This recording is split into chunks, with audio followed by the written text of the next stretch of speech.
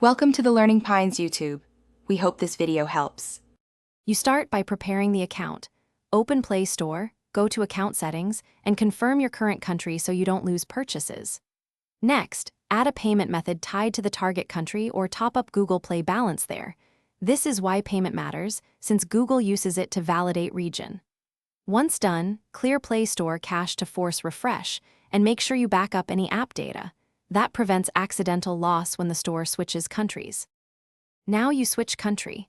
Open Play Store Account Country and Profiles and select the target profile. You may need to add or select the new payment method during this step. That's how Google verifies eligibility.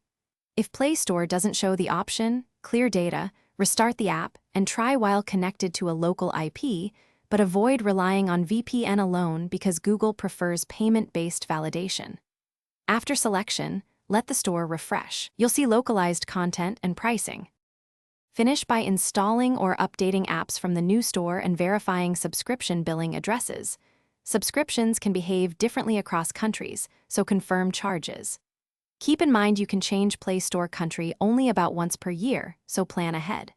If something goes wrong, first clear Play Store cache and data, then remove and re-add your Google account to force a fresh profile. If problems persist, contact Google support. This troubleshooting Thanks for watching. Consider subscribing if we helped you.